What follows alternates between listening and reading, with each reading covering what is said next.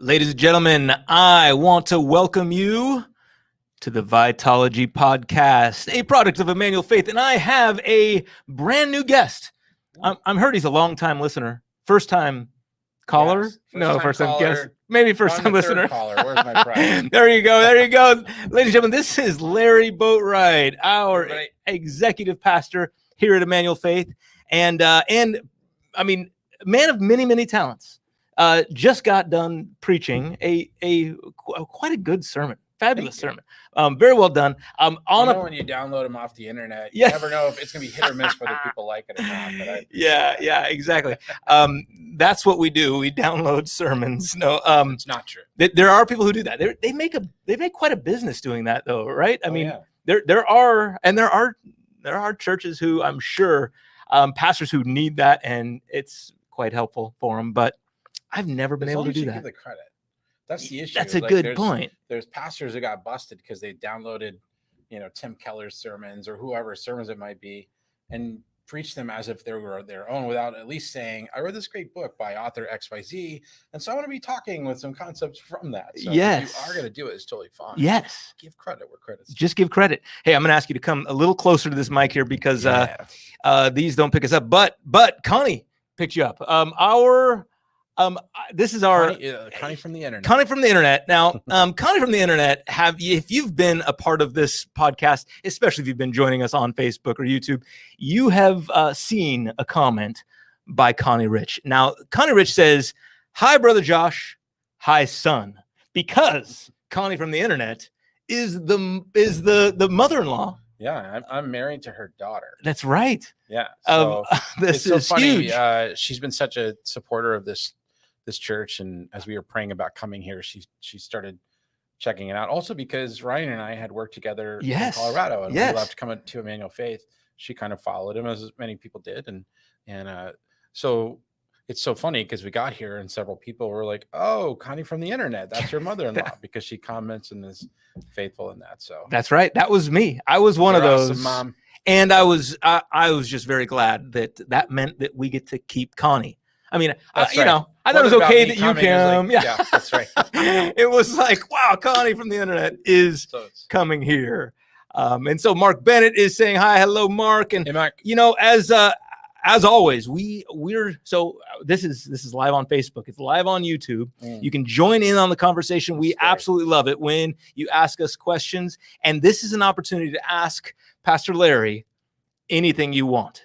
You can ask anything you want. Now, I can't promise you that he will answer any question that you give him. Okay. I mean, I can't promise that. I haven't made that deal with him yet. But you can at least ask, right? And we'll see what happens. Yeah.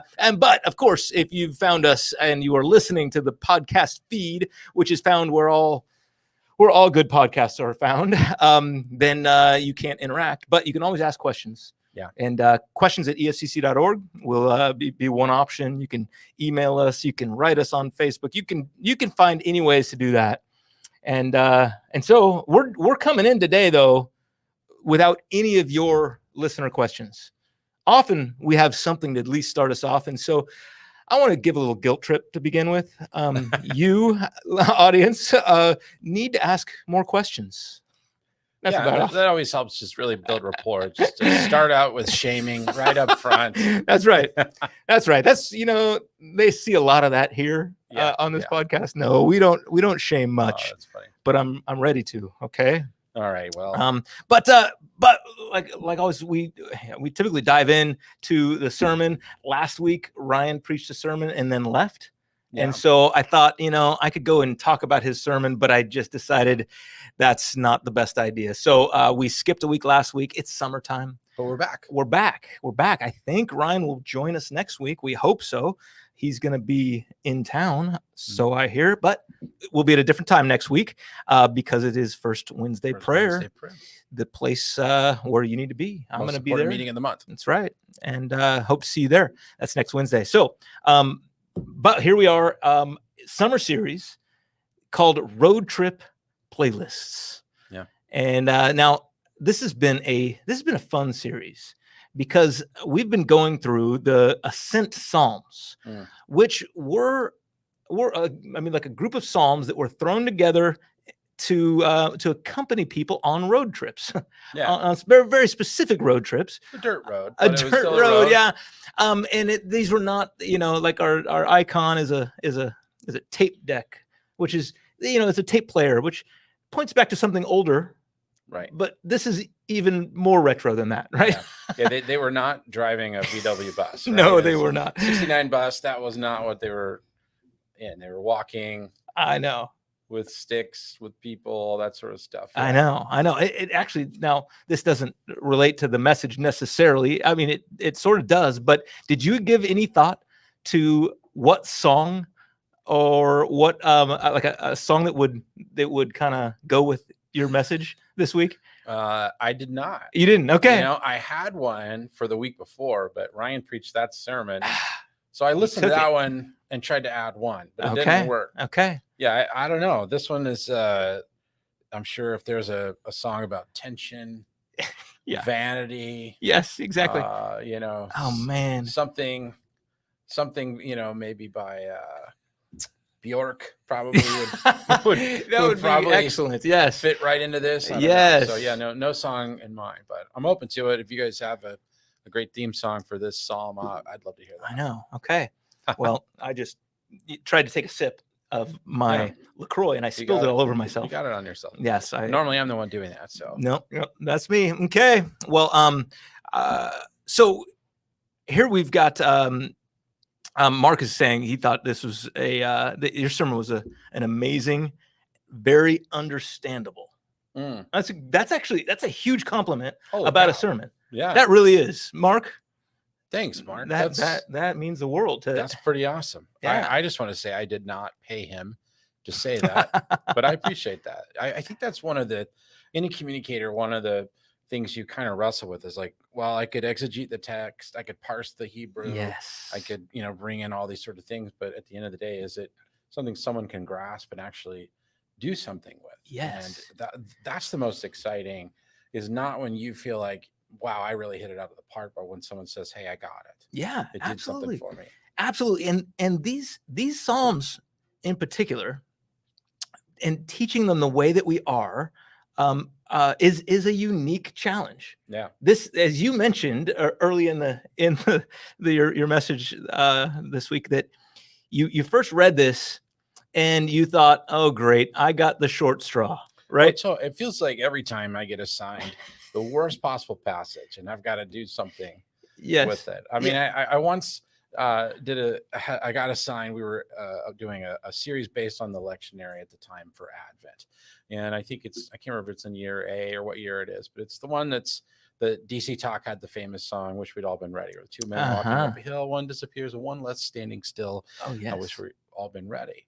And I got the text and I opened up my Bible and I looked at it and I went, oh man, I don't want to have to do this particular one, because there's so many different interpretations, right? Oh, yeah. You could go this way or this way. So I wrestled with it. And so I got up and I started and I said, hey, I have 2 master's degrees in theology. Mm-hmm. I gave all these options for what people believe. And I said, here's what I know after 2 master's degrees and a student loan payment to prove it. And I just put up a slide that said, something will happen. I'm not going to tell you what it is. You can choose what that's going to be. But sometimes the text is just really tough. And, and I can understand why, people planning series skip the hard ones sometimes. Go to something else because it's just not as easy, absolutely. There are passages that we just don't know what to do with, aren't there? I mean, there's quite a few. There's Psalms that I wouldn't want to preach. There's Psalms that, especially Psalms, they're like prayers, right? And they've been crafted prayers even, And there's some I just don't see Jesus. You get into some precatory, oh my goodness, stuff, and you go, you're gonna get that tattooed on. Yep. That's right. I see. We're skipping Psalm 128 this coming week. I'm preaching Psalm 129, and it is an imprecatory psalm, meaning that it's a curse. That this is like calling down curses on their enemies. Yeah. these are interesting to preach. And so, we won't go there. We'll talk about that next time. But and we don't have the luxury of just going, well, I don't like that one, so let's go to the next one. Exactly. I know. But I think that's important to note that as we follow Jesus, that, the scriptures are a testament to him, but it's actually really good to wrestle with the text and to go, I don't think I like this one. Yeah. I think that's okay. Yeah. I mean, we see in John 11:35 where Jesus is standing by the tomb of Lazarus. Yes.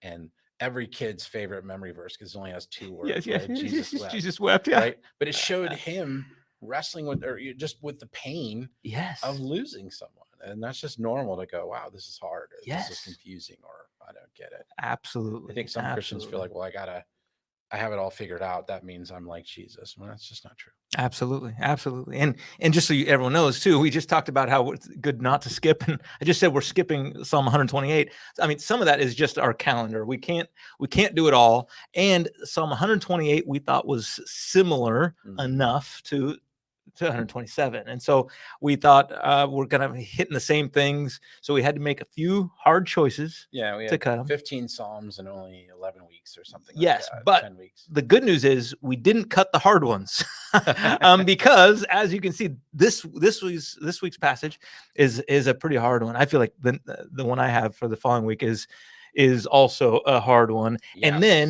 And then we just, in writing team, we're always 10 days ahead. We studied the passage that Ryan chose, so 130 now. And this one just like preaches itself. Of course, Ryan, I mean, it's like a beautiful, like, oh my goodness. It's a passage that everyone would want to preach. And so leave it to Ryan to go away, he's not on vacation right now. He's teaching at a camp, but to come back and preach a good passage. That's smart of him. Yeah, very smart. Yeah. These lead pastors, they do that. They do that all the time. They give away the hard passages. No, he enjoys preaching hard passages as well. So, but we learned some things about you in this.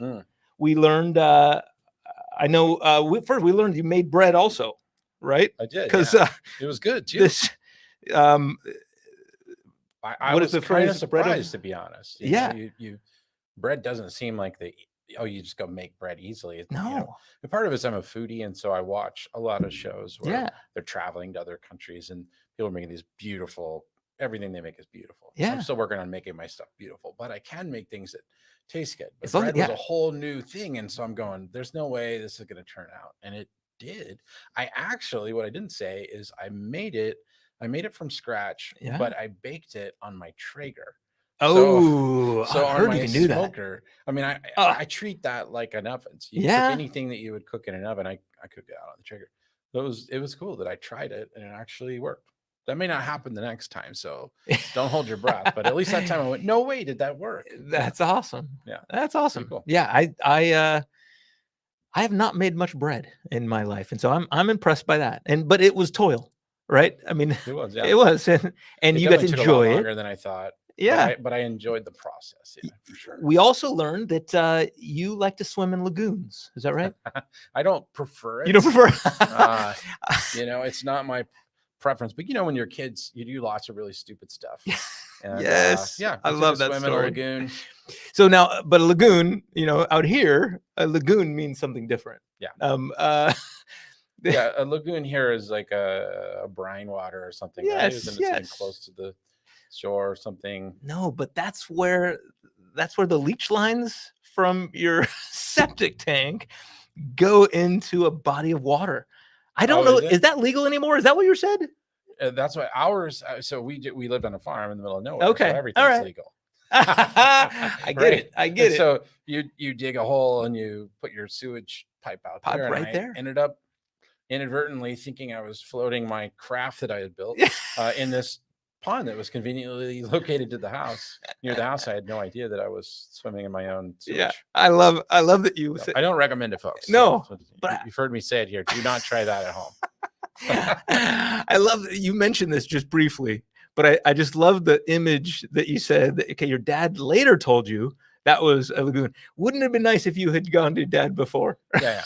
That's just a great little insight. Well, why not just go ask him? Can you help me with this? Yeah. What should I do here? Yeah. It would have saved me a lot of heartbreak, but I think we have a tendency to go it our own way. I think that is exactly, that's one of the things I thought about. Like, we have a Father who we can go to, right? And we can ask such things, and yet we often find ourselves.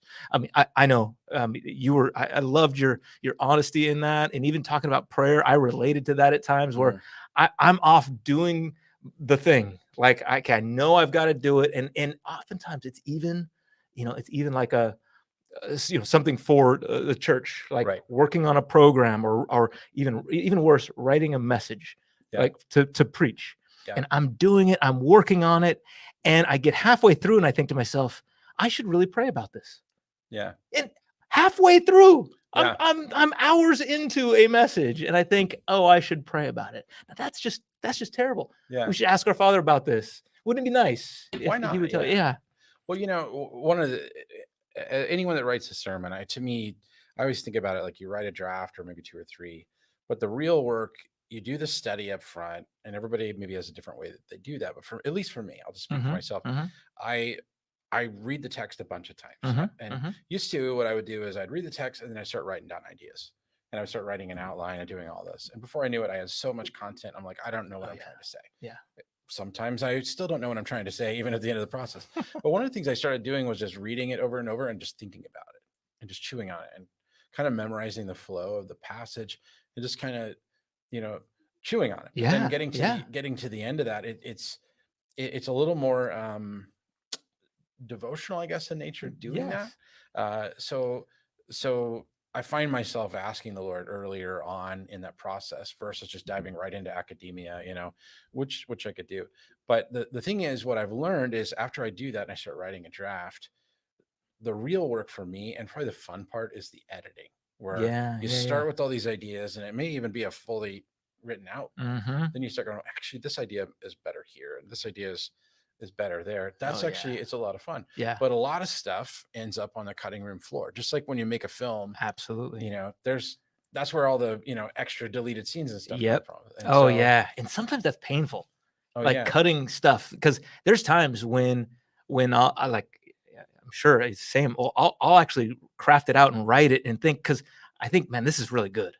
And I'll write out paragraphs of content that is supposed to be a part of the sermon, and then you look back a little later and you go, it's good, it just doesn't fit perfectly, or I just don't have the time. Or I don't need to oversell that particular point 6 different ways. So I need to kind of, I also think there's also sometimes that you're writing and then you look at it and you realize that was actually just from me. Oh, that's good. I needed to go through that in the writing process. That's really true. To say something to me, but it's not for the whole church.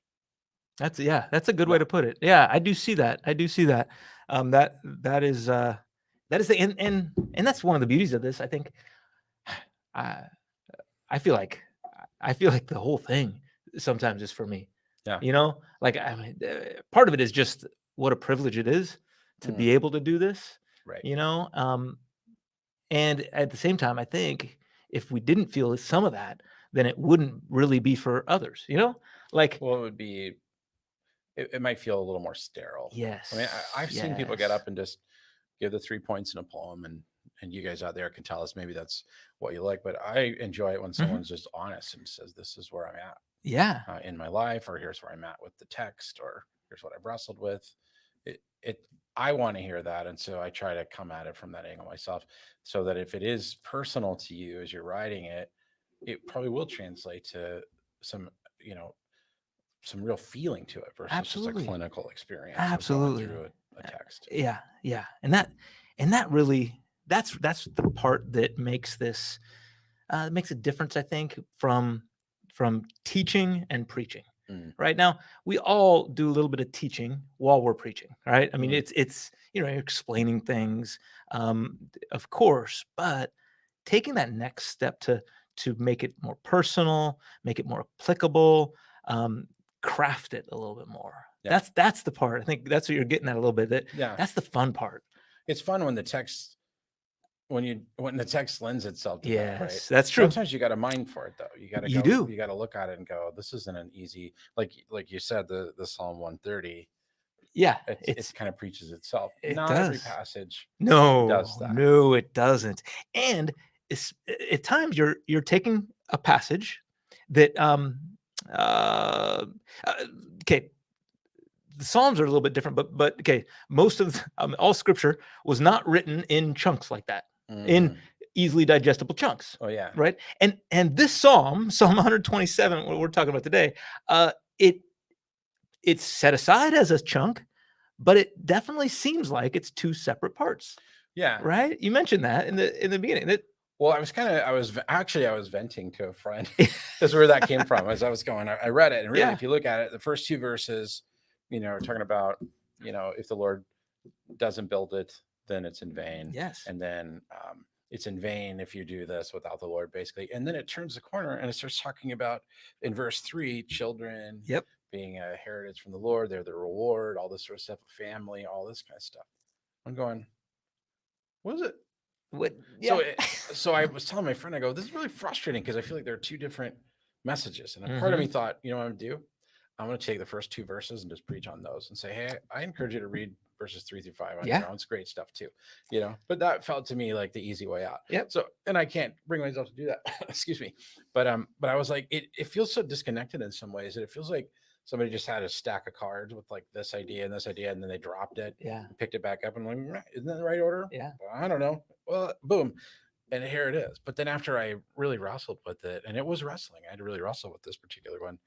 I kind of saw that they did flow together. Yeah. Especially in light of the fact that Psalm 128, is talking about the family as well, and your wife and those kinds of things. And I actually could see it come together, but I didn't see it at first. I actually procrastinated writing this one because I didn't want to preach it. Yeah. Yeah.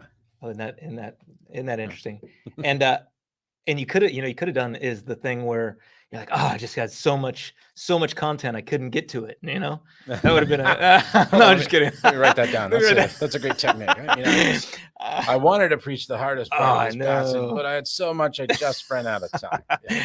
These are all things you've probably heard a preacher do before. Yeah. But no, I'm really glad that you tied this together. And because I think I assume, I assume that was the purpose. This wasn't just an accidental combination of two pieces, right? That there is something going on here. And I really think you brought that out. These ideas come together. Well, and just real quick on that, I do like being intellectually honest and academically honest and saying there's several scholars that do believe these are, two different things. They're fragmented. And that somebody curated them. But the way I look at it is it's still the words of the Lord either way. Like it's God's word for us. And so whether I, agree that it is in this order or not, it still has purpose, for me. It's useful in teaching and preaching and rebuking and, all those things. And so to me, there's riches in it if we are willing to do the work to look for it. Absolutely. And so you kind of went with the Lord's work as the kind of thing that brings it all together, right? And whether that's working, the Lord's work that we do, in a job, or the Lord's work in our home, right? That's I think that's a neat way of thinking about our vocation, because I think we often assume that just the stuff that we go away from our home, to when we used to go away to homes, for those of you who, you may be working at home, but you know what I mean? The stuff we do for money, we'll say it that way, right? That our job is our only vocation. Yeah. And that gets real confusing, especially around like, what's the Lord's work? Because is that my job? Yeah. For us, we get the privilege of having both combined, right? Yeah. But not everybody gets that. And I think it's, to me, vocation is partnering with God in his work. Yes. So I have to do that in my career. I happen to be a professional Christian. I hate that sometimes. I know. But it's, but our work is for the Lord. I mean, I brought that passage in Colossians out. Do things unto the Lord. And, the reality is, vocation, I think, is just being on a mission for God, partnering with God in God's work, versus I go to my job, I crank out 45 hours, then I go home and I watch, Sports Center for 6 hours. And if you do that, that's fine. But I think the idea that I was trying to convey in this was to this idea of reorienting our lives is so easy to compartmentalize, like you said. It's work is this, and then home is this, when in reality, vocation is just on mission with God. So what if we were to reorient our lives in a way that's figuring out what he's the common thread in all things? How do I partner with him in the direction that he's already going versus kicking against the goads and trying to go my own way? Absolutely. Oh, and I love that. But, and I love it. I mean, I love that in general, but I think I love it I even more specifically in relation to our family. Yeah. You know, that I think, unfortunately, we don't talk about enough. The idea that our family, raising up our children, building a home, right, is a part of God's vocation for us. Yeah. And oddly, the thing is, that's probably the biggest part of our vocation, right? And yet we kind of minimize that, and we think of all the other things that we're doing outside of the home. And so I love how that came together in this passage. Well, that was hard for me because, to be honest, I talked about how I didn't want to preach it because it felt like two different parts, and that's 100% true. Yeah. But the other part of it is I'm not always a perfect parent. I'm not always a great dad. I'm human. I've had to tell my kids throughout the years, like, Dad, you're a pastor. You shouldn't say that, or you shouldn't do that. I'm like, I'm also human. Yeah. And I'm still trying to find my way, and I'm still being formed over time. So I'm not always going to get it right. And I started reading this, and it talked about, children are heritage from the Lord, and like arrows and all this sort of stuff. And it made me really start going, number one, I don't have, 16 children. I have 2.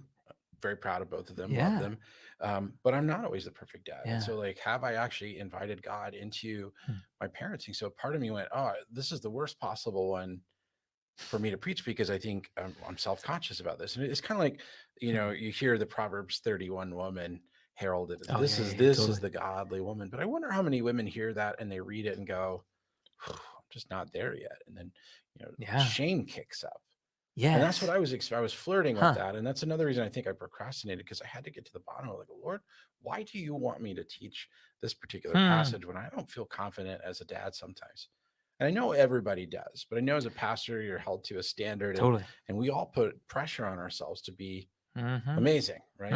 And when we don't get it right, then we're expected to talk about how wonderful, family is, and the implication that, you partner with the Lord to build this amazing thing. And sometimes you go, I don't know if I did that right. It's why I've got friends who say, I started saving for my children's therapy the day they were born. Yeah. Like, some people have a college fund, others have a therapy fund. So like, I might have really messed that up. I'm really sorry if I did. I did my best at the time, but here's your therapy money. So that in your 20s, you can go work with a psychiatrist and do some work around it. So it's intimidating. Support the local economy. Yeah. Oh man. Yeah. I mean, you approach certain scriptures and they go, I want to invite people into this children are heritage from the Lord and having all of these, but there are people who don't even have kids, and they can't have kids. So when they read that, or I've got a lot of friends who are single, and when they read this and they go, well, I guess it's not for me. I guess I can't live up to sort of it's vanity. My life's vanity. And so those are the sort of things that I wrestle with when I approach this, my own feelings about it, as well as those in my own community, my inner circle, that I go, how might this impact them? Yeah. So I think that's the pastor coming out, right? I mean, this is where some things that, if I've gotten to know you over the last, how many months? How long have you been here? 10 or 11. It's been that? Okay. 10. I don't know. That many months. Somewhere in there. As I've gotten to know you, that's one of the things that I love. 10 months tomorrow. 10 months tomorrow. Wow. Okay. Man, time seems like it flies sometimes, and then sometimes it seems like it's, that's crazy. But what I love is that you've got a pretty impressive administrative side in gifting. But that very comment you just said, caring deeply about the people, there's a huge pastoral side. And so that sometimes unless I'm real tired, then it goes out the window. Yeah, that I think that happens with all of us. I do. One thing we've been talking about as a team is this passage of Psalm 78, 72, and it says, David shepherded them with integrity of heart, with skilled hands, he led them. Yeah. And we use that with our senior leadership team to sort of go, this is what leadership looks like, that you are tired sometimes, or you don't get down and smell like sheep. And that's a problem. You've got to make sure you keep that shepherd hat on. And I don't always nail that. That's for sure. If I get tired, I go, oh, why can't people just, think this way, or think the way I do about this, or whatever it might be. I think that's God's called to us as part of building that house is to try to lead with that shepherd's heart. Yeah.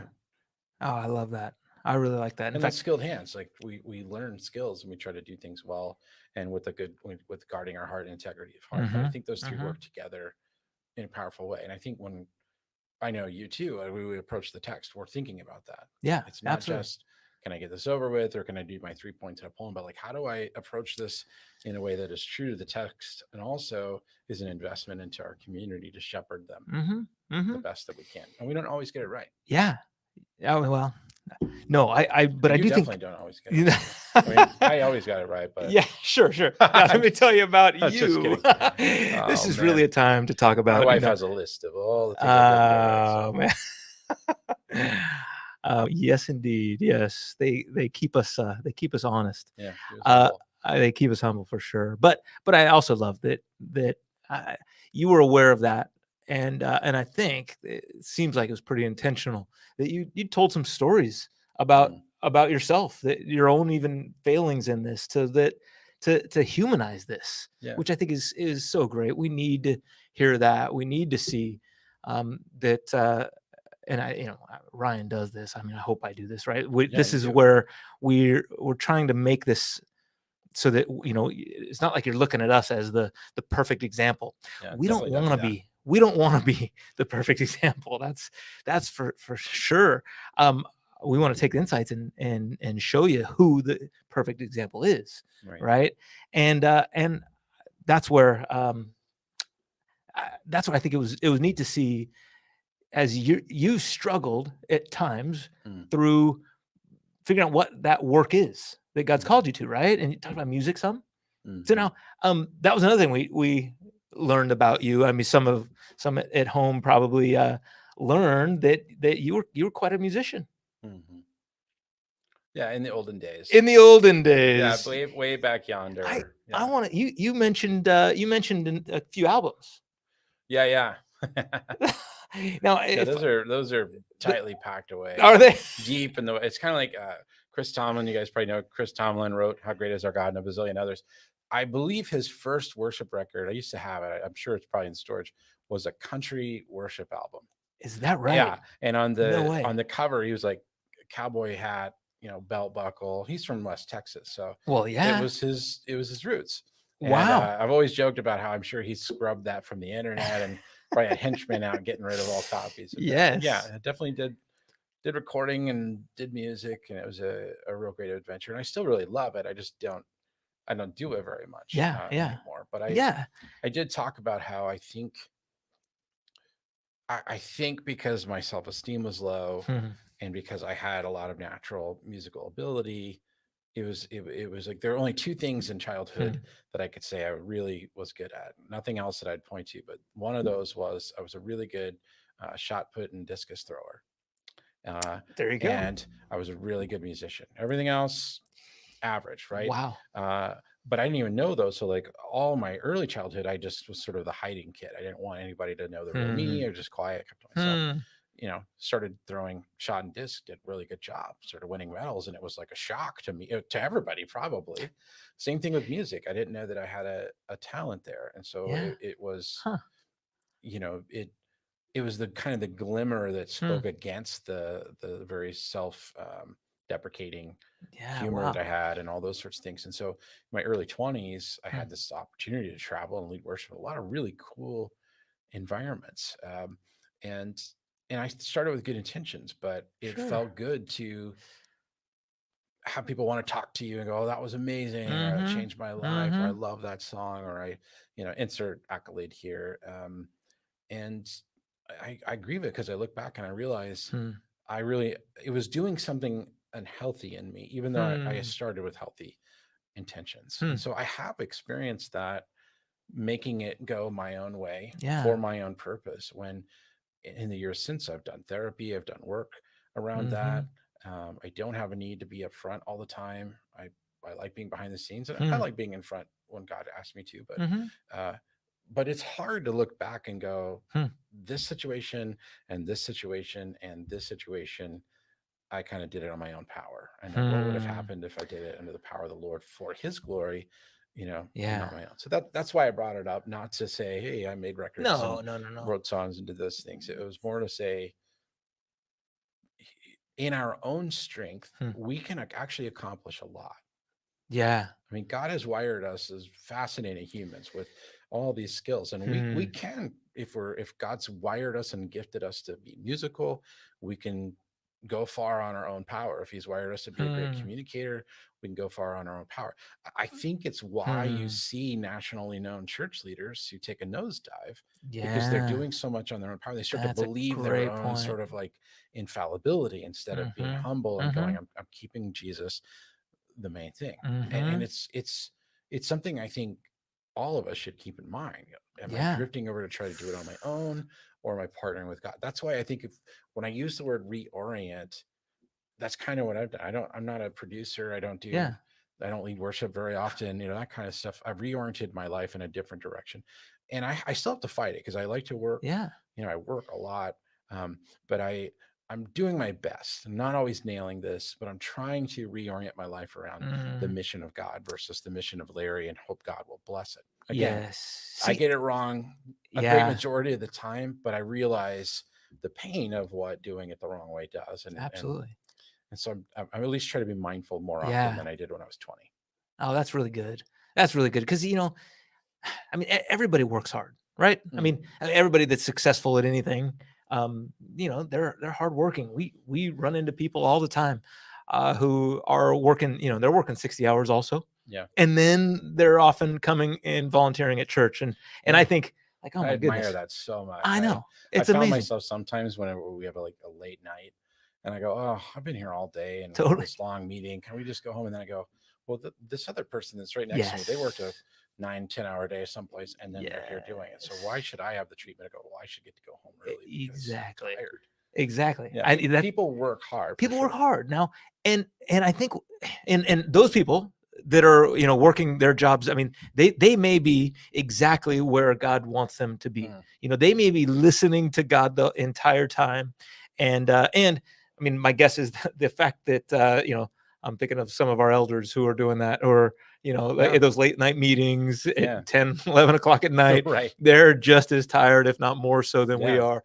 And I think that they're following God's plan and working hard. And yet I think what you're saying is there are times, and we can work hard. We can even be semi-successful, depending on in the world sense, right? If we work really hard at almost anything. Like, I mean, that's one of the, and actually, I think that's to God's glory in some sense, that people, God made people so amazing that they can do some pretty amazing things. I mean, I look at the Olympics, right? These athletes are ridiculous. The amount of work that they put into that. And I'm sure some of them are, in a sense, following God's call in that, right? Sure, yeah. But some of them, it's their own glory they're after, right? Right. And that there's a difference. That's the reorientation.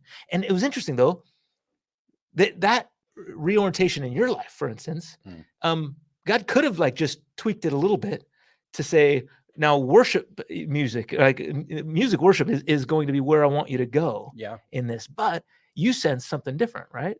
Or doors got closed, or how did that work? 9/11 happened, and it took me a totally different path. And I'm grateful for it. I mean, I look back at that. I sort of stumbled into all the different things that I've done. But one thing I want to bring up is that, in Genesis 1, talking about the cutting room floor, Genesis 1, if you go all the way back to the beginning, one of the things that got cut that I didn't have time to get to in the actual talk is this idea of, looking at creation. Genesis 1, God creates everything. On the seventh day he rested, and it's not like he rested forever, or that he ceased to do any sort of anything. God's always working and moving at work. But what's really interesting to me about that is I think some people make the mistake. The problem with starting the gospel narrative in Genesis 3, which is the fall, is that we miss out on some really amazing things that happen in Genesis 1 and 2, which is the original blessing that God did. God did it, and it was good. It was good, right? But the other thing is, I think a lot of people think that work is because of the fall. Like if Adam and Eve, and I know this, I can remember working at Hardee's or something as a kid going, oh, Adam and Eve, if you hadn't eaten that apple, I wouldn't have to be doing this right now, But in reality, if you go to Genesis 1, I think it's verse 28, and God blessed them, and God said to them, be fruitful and multiply and fill the earth and subdue it and have dominion over the fish of the sea and over the birds of the heavens and over every living thing that moves on the earth. And God tells them, I give you seeds and all this sort of stuff. Like work was a part of the original design. For sure. They were to tend to the garden. Right? So it's not like work that eternity with Jesus is the reward of with eternity with Jesus is I don't have to work anymore. Like God is work is a part of God's plan. So if we know that, then we can work as a part of our plan. And God is so loving that he allows us to do our own thing. Yes. But what happens when we look back 30 years down the road and we go, oh my gosh, I was doing it all for me. And I missed out on some of the blessings. I mean, opposite of like vain, emptiness, nothing is like abundance, right? And the blessings of God. And I'm talking about financial, but like, what if we realized we missed out on the blessing of partnering with God in the stream of what he's doing in the world, which is so beautiful. I mean, there's a lot of darkness, but I also think God's up to so many really good things. That's actually what gets me excited. To your point a minute ago, you were talking about some people could be very successful on their own. So if you sit down with someone who's got a lot of money and they've got a good investment portfolio and they have a beautiful family and all these sorts of things, it's hard to convince them. We sometimes start with trying to convince them how depraved they are, right? Yeah. That's go to the park and, if you were to die tonight, if you broke these sins, you're going to burn in hell for all eternity. But to me, a far more compelling narrative, which is scripturally accurate, is the idea of the restoration, the renewal of all things, shalom, that Jesus was doing. And I go, that's compelling to me. Yeah. To reorient around that narrative versus just cover my eternal self, which is important. But going, what is God already doing? And I love God that. would use all these gifts to somehow propel that forward so that others could know the goodness of God and experience his goodness. Absolutely. To be a part of something bigger than ourselves. Yeah. That you can be a part of God's mission on earth, right? Like you're saying, I mean, that's huge. That's something that we can get on board with instead of building your own kingdom, because you can't. And what I try to say is God will let you. That's right.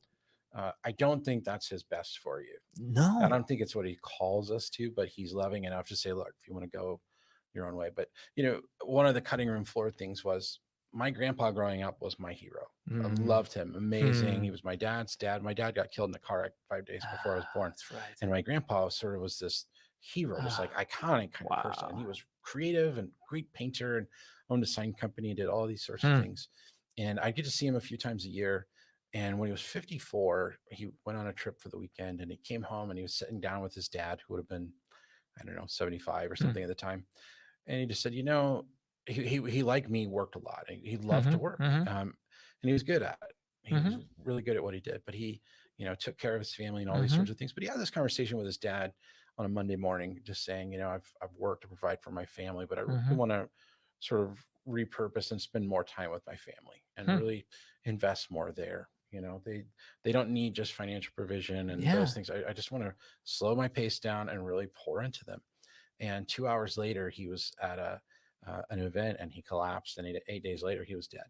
Oh my goodness! And it's haunted me since the age of 10. My I think great grandparents, whoever was telling me that story, at 10 you don't really get it, but when you're 44, you go, oh, I don't want to be that. And it's not like he did anything wrong. He was a great dad and great grandpa and all those kinds of things. But like, I don't want to wait until I'm 54 to go, Lord, orient me around the right things. And I don't get it right a majority of the time, but I don't want history to repeat itself in me. And I'm trying to fight for that, to go, I have to reorient my thinking. But that's powerful. I often just suck wind at it. But that's my heart's desire, is to do better, do different, and to partner with God in the right kinds of things. Yeah. Oh my goodness. that brings up so many tough. I mean, that's powerful. And yet, I mean, here's one of the things I think of when, I've heard there's stories similar to that, that are out there for instance, her story once about a couple who raised all the support to go overseas, were on the road driving to the airport, going overseas, got hit by a car, died. Here they are, like, prepared to go on mission, and they die in the process of getting there. Didn't get a chance to share. Like, but your grandfather, part of me says, I'm glad he was in that headspace right there. He chose to do the right thing. He chose to make a change. It wasn't long after. I mean, he didn't get to live in that for as long as he would want to. He was aware. But he was aware.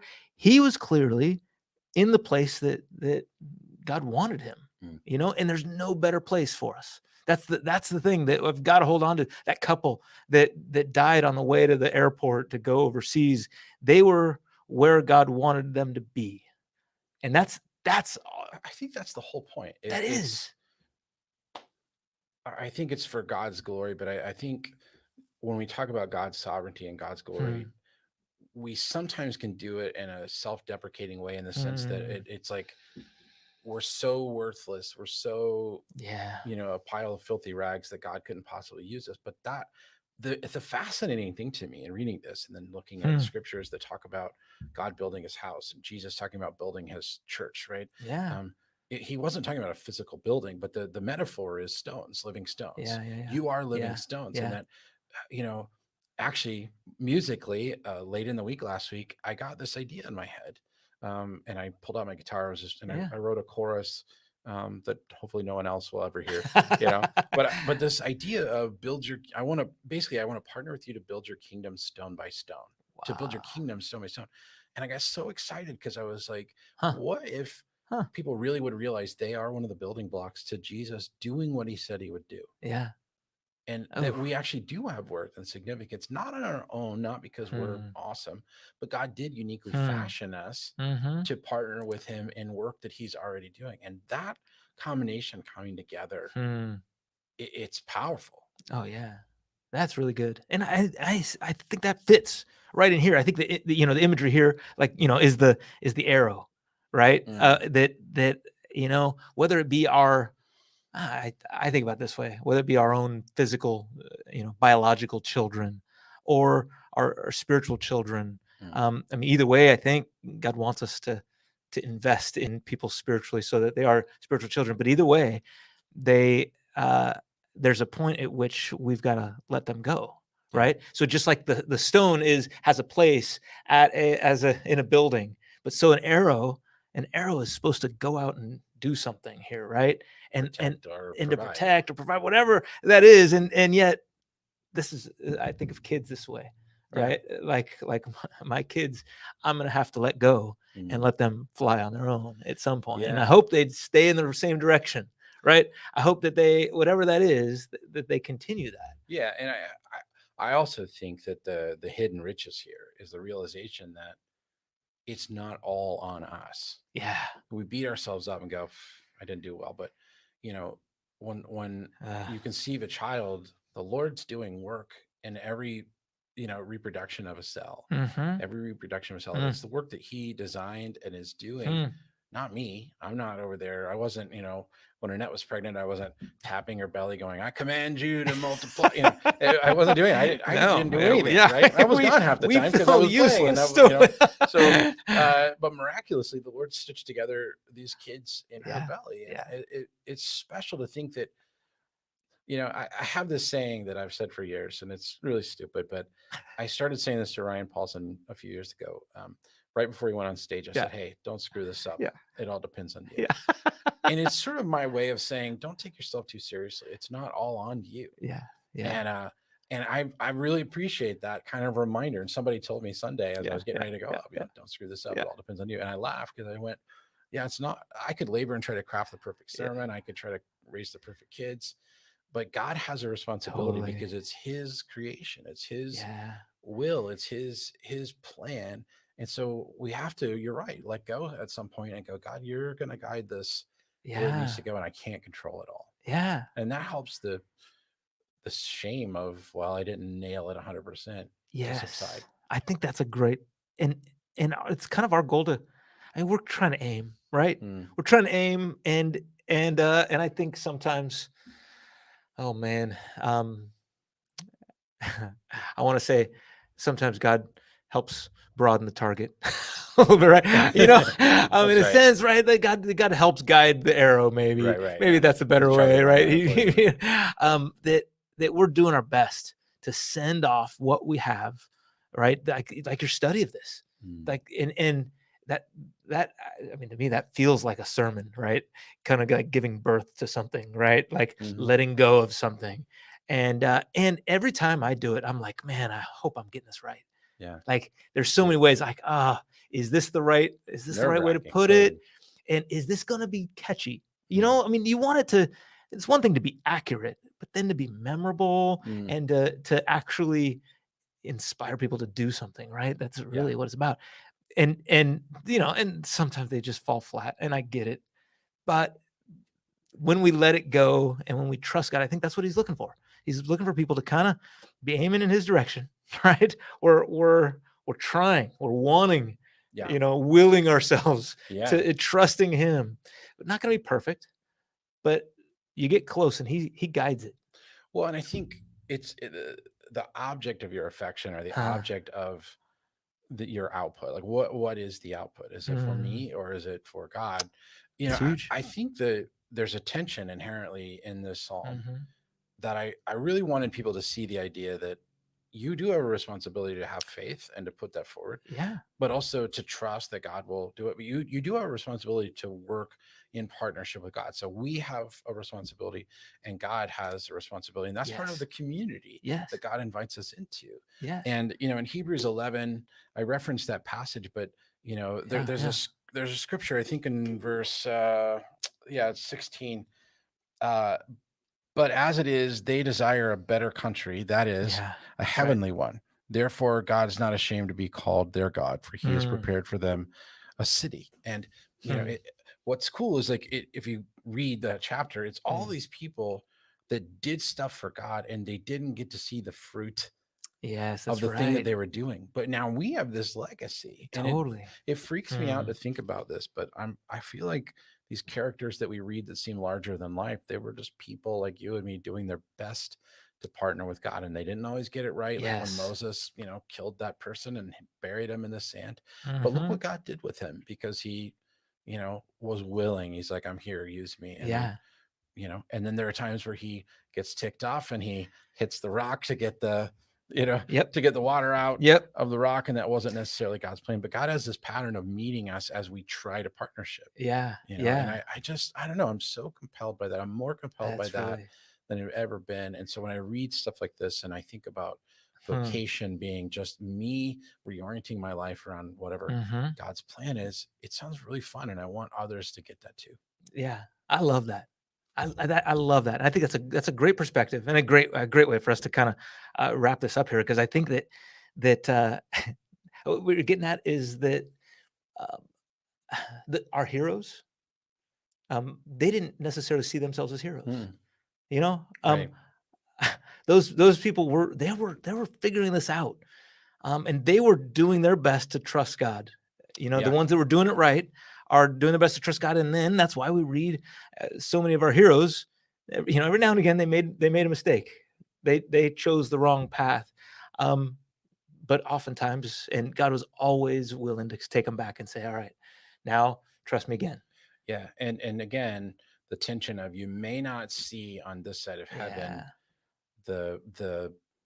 the fruit that you thought you would, but as long as you're aligned with God's will, sometimes it's not that you go out and you have the perfect heart and you sell 3 million records, or you fill stadiums, or you make $1 million. Totally. But I think when we eventually meet Jesus face to face, you know, we see the impact of it. And I think that it's that Hebrews 11 means something to me, because they were all working for a much bigger goal, a much more eternal goal. And I know, and make it more about my goal and my security and my comfort, I'm getting the reward that's due me at the time. But I love this idea that they were laboring without promise that they would even see it in their lifetime. Totally. But it was for their children and for their children's children and generation after generation. Yeah. So when we labor in partnership with the Lord, that's what I think this is giving us to take away, is that when we partner, when we focus on ourselves and do it for us, we get the just reward in our life. We might get accolades, we might get money, we might get the nice car, whatever. But when we do it in partnership with God, even though it's really hard to reorient that, we may never see it. The impact, though, is astronomical compared to what that, and I can't wait to see what that is for us in eternity. I love that. Because it strikes me that even your grandfather, who didn't get to live that out, the fact that you are even saying that now is his legacy. Yeah, it's interesting. He passed away, and it had a huge impact. Obviously, we loved him and missed him, but how it caused people in our family to turn to the Lord and to walk with Jesus, and several to preach and to be in ministry and all these sorts of things. And you're right. That's the heritage. That's his heritage. His heritage. Yeah. How cool is that? That's cool. He would have never thought. And yet here we are, man. So much great stuff. Larry, this was a lot of fun. Yeah, I loved it. Thank you. Thank you, man. Thank you. And everybody, thank you. I think there were some messages. I was so enthralled. And so I want to say thank you to everybody for joining in. Larry, thank you for putting in the time in this in a very busy season. And everybody, we look forward to doing this again. We look forward to seeing you this weekend. I'll be there. And it's going to be a good time. Next week. You know what I say? Don't screw it up, Josh. It all depends on you. Thank you very much. Thank you very much for humbling me, making me realize that it depends on someone else. I love that, man. All right. Yeah, but seriously, don't. I won't. I won't. All right, everybody. Thanks, everybody. God bless.